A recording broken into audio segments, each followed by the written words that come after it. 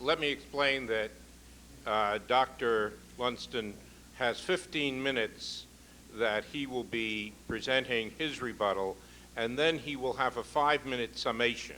And so he will be having these consecutively and will be speaking for 20 minutes.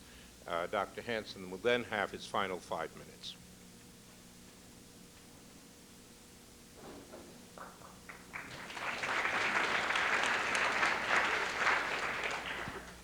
Woo. I have to congratulate my worthy opponent on his presentation. It's one of the more cogent presentations of evolution theory that I've heard in a long time. I'm not trying to flatter him into a sense of torpor here, but I just thought I would pass that on. I do appreciate his remarks. And I do appreciate that there are many questions that creationists do not answer.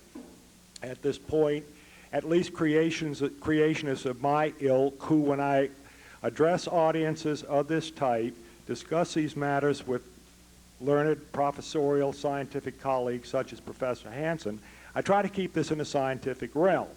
On the matter of the age of the Earth, for example, for fear perhaps of offending some people, I have to tell you that as a scientist, I'm an agnostic on the time question. Now, as I would exegete Scripture, as I would dissect the Beatitudes, as did Bishop Ussher and others some years ago, I would have to agree that on scriptural grounds, the Earth would have to be something less than 4.5 billion years old.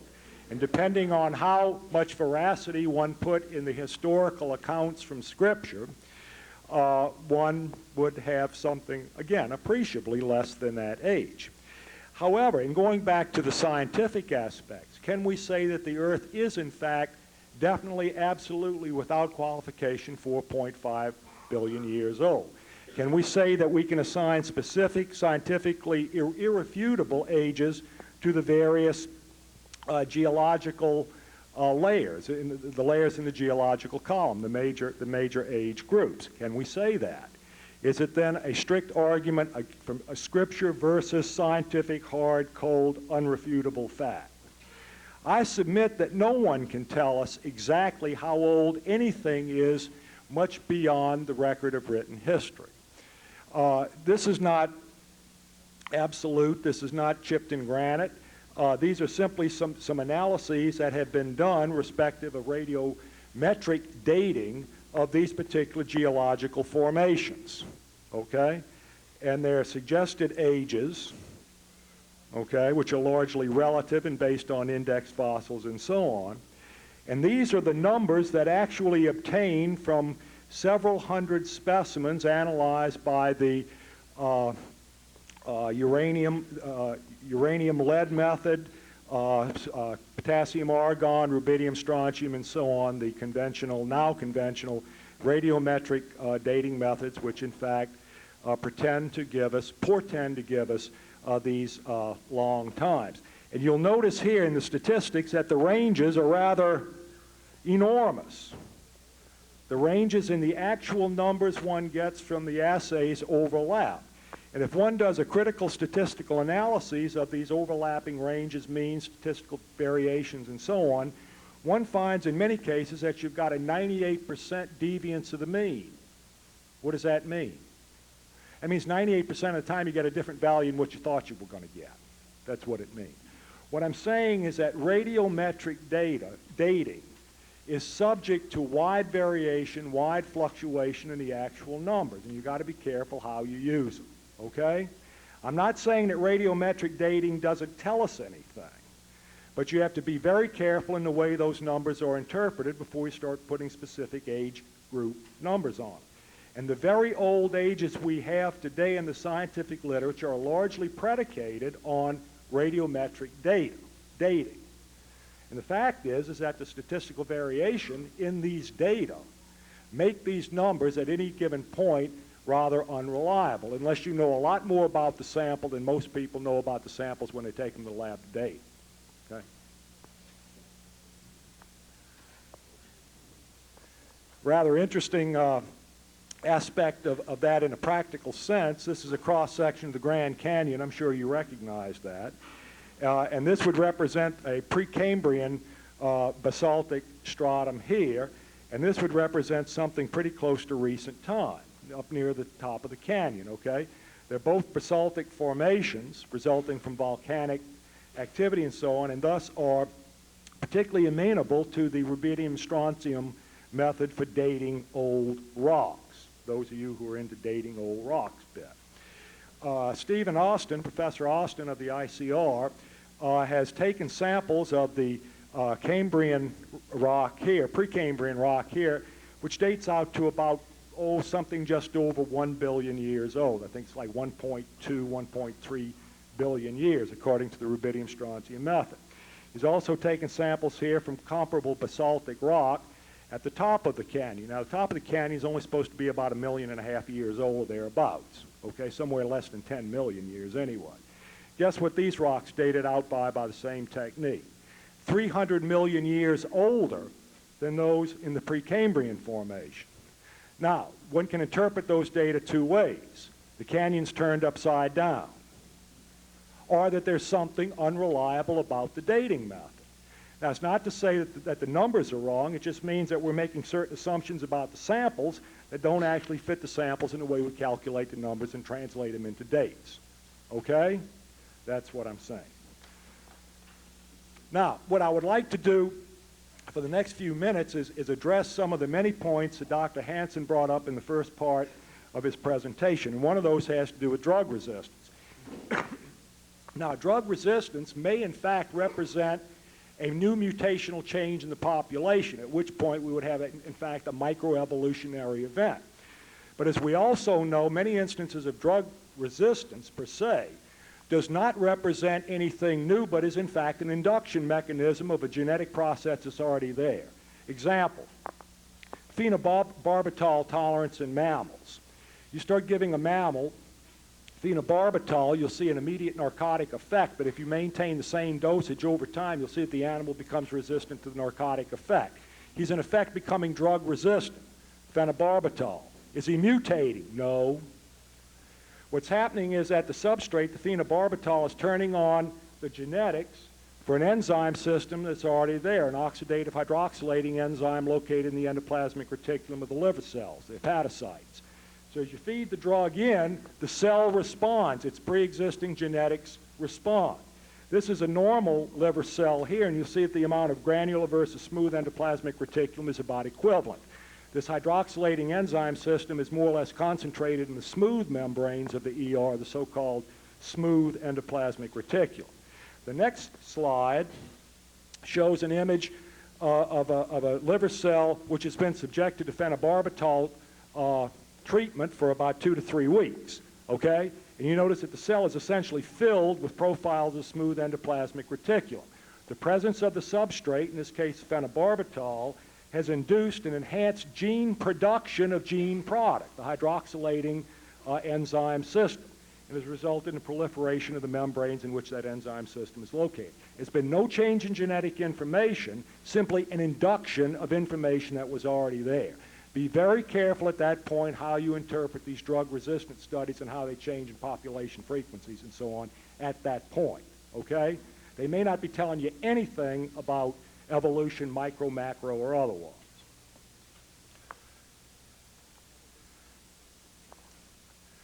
Okay, what else we have here? One thing about the fossil record that I'm impressed with, always was impressed with even before it became a creationist, and it may in fact be true that the fossil record is quite incomplete. I mean, there's no way to tell whether we got them all, got half of them, got a quarter of them, or whatever, until we dig up the whole earth and sift it through and see what we've got. And nobody's going to do that, of course. So we don't know really how complete the fossil record is. And so to say that there are gaps in the fossil record because of a failure to find intermediate forms, or as others would say, the fossil record is complete enough for us to say that there are no intermediate forms or whatever, I don't know. I think that question's still very much up in the air. Certainly fossils are selectively preserved, are they not, Earl? Only certain kinds of animals, certain kinds of plants, and certain parts of animals and certain parts of plants are going to be preserved in the fossil record in the first place. And the most important fossils, I think, to look at in terms of the overall picture, of course, would be the soft invertebrates. which at best usually leave only impressions and that sort of thing and so on. So I'm not really sure what we can say at this point definitively about the fossil record as documenting the presence or absence of intermediate forms in a hypothetical evolutionary progression, okay? I'm equivocal on that, I'm just being honest. Now, there is one thing that impresses me about the fossil record, though. When we do see fossils, guess what? We can identify them. Do you know that? When you find a butterfly in a fossil record, you recognize it as a butterfly. When you see an annelid worm in the fossil record, you recognize it as an annelid worm. When you see a starfish or a mollusk, you see them for what they are. And guess what? At least at the ordinal level or class level, they don't look an awful lot different than the same mollusks, same annelids, same arthropods, and so on that we have here today. These representatives of various groups of organisms appear in the fossil record fully formed. And they don't show, perhaps because of sampling problems, precursors. We cannot, biology, creationists, evolutionists, whatever, we cannot show a lineage between major groups of organisms through intermediates in the fossil records. We may have evidence that certain species may be closely related to one another through, quote, intermediate forms and that sort of thing. But when you start splitting out the phyla, the classes, and the orders, we don't see that progression. And when we see the animals in the fossil record, they're there. There's nothing below them, nothing above them. They bang there. Cockroaches appear, bingo, in the fossil record some 300 to 400 million years ago, okay, during the Cambrian explosion. All of a sudden, we start seeing organisms recognizable for what they are suddenly in the fossil record. Now, if these organisms had been created as such, as Barrowman, as created kinds, what would we expect to see? We'd expect to see exactly that, wouldn't we? Wouldn't we? Yes, that's what we'd expect to see, and that's what we do see, okay? That may be an oversimplification, but it's nonetheless an observation. Now, on the trail of Archaeopteryx, there's Archaeopteryx, and as Professor Hansen said, by goodness, I think you do have a specimen of it upstairs. Here's a head bent back on its back, here the wings, impressions of the feathers, and so on. Sure enough, it looks like a bird to me. And as Professor Hansen pointed out, however, there are some oddities about Archaeopteryx that suggest that, in fact, it may be an intermediate between dinosaurs or a type of dinosaur and modern birds, pointing out, whether Dr. Hansen did or somebody else did, one of the reptilian features of this beast is a long, bony tail. Well, that sure looks reptilian, doesn't it? But you know, there are birds that have a long, bony tail like a reptile. Been to the park? It turns out birds which are so-called much more advanced than Archaeopteryx in the fossil record also have teeth. They are toothed birds. Archaeopteryx is not, at that point, the notable exception. It's been said that the bones of Archaeopteryx are solid, ergo reptilian.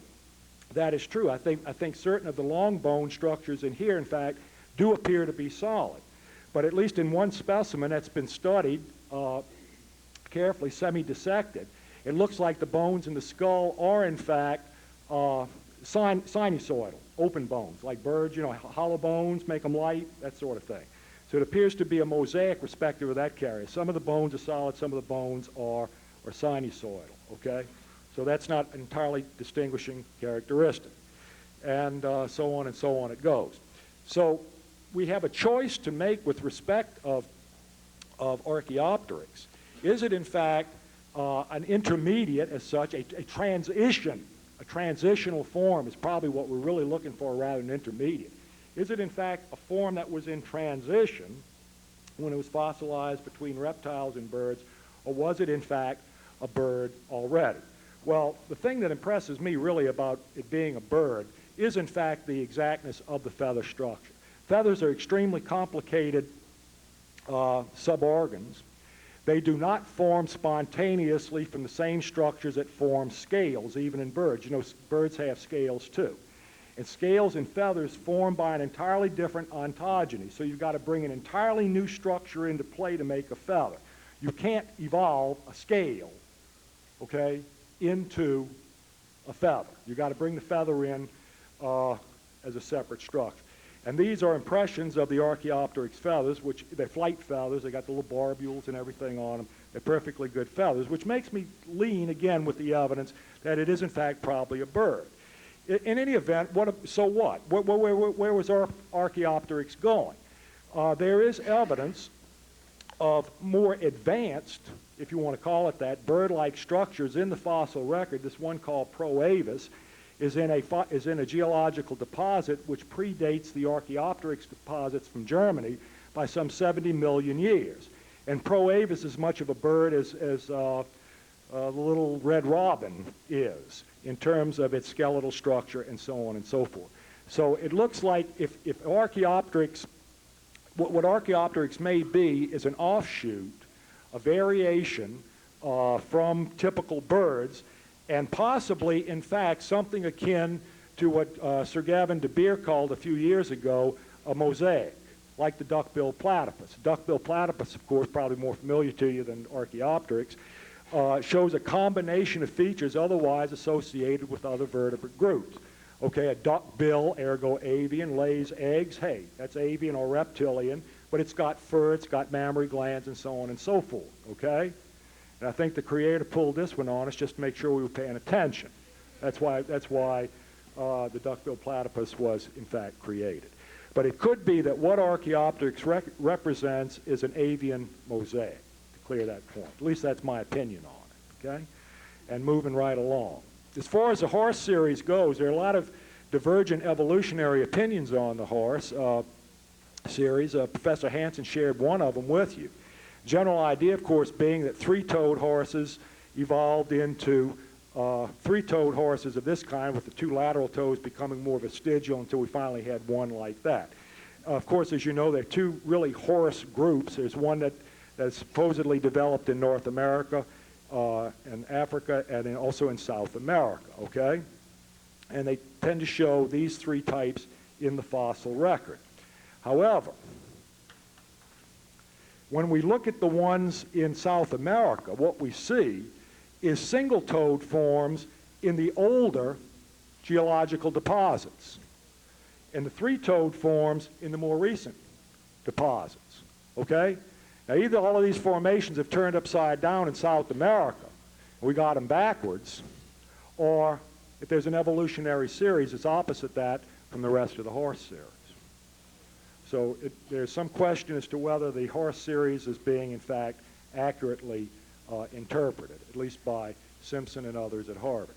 Now, here's the last point I'd like to make about perhaps evidence for creation, and I hope to get into some aspects of purpose and design, but time does not permit. We look at the fossil record and we say, well, according to our best interpretation of the fossil record, the most primitive, primeval, simplest, less complex forms tend to be in the earliest rock deposits, all right?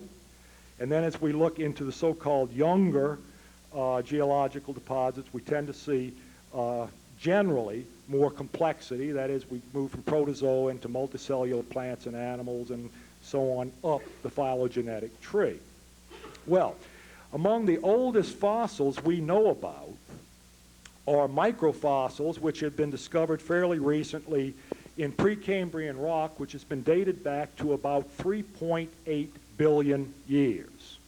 This is in the Swaziland deposits of Africa, and also some deposits in Australia.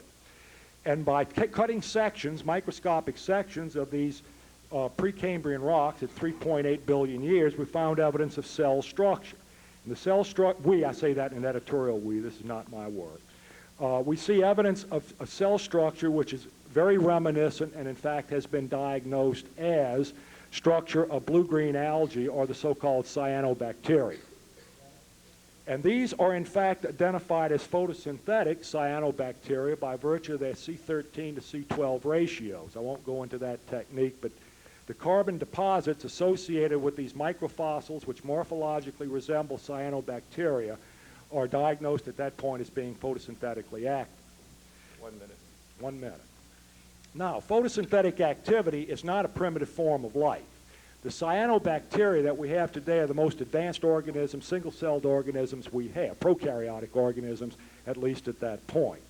So what we have here at the very dawn of Earth's history, 3.8 billion years ago, and probably nothing could have been alive earlier than that because of volcanic problems, problems with meteors crashing in, boiling away the oceans and so on, up to about 4 billion years ago, according to evolutionary chronology. We didn't have life. So the first form of life would have come into appearance no earlier than 3.8 billion years. The first form of life we have at 3 billion years old is a photosynthetic, highly complex, biochemically and ultrastructural organism. Now you tell me how that kind of complexity falls out of the primordial soup when, no, Professor Hansen, I don't think we can synthesize a gene spontaneously. I don't think we can mutate them productively or select for them productively. You tell me how an organism like this came out of that primordial soup at 3.8 billion years ago by some sort of spontaneous generation mechanism. Could it have been created? Yes. And in the event of a cataclysmic flood of the Earth's surface, what would have been buried first? The microorganisms on the ocean floor. Thank you for your attention.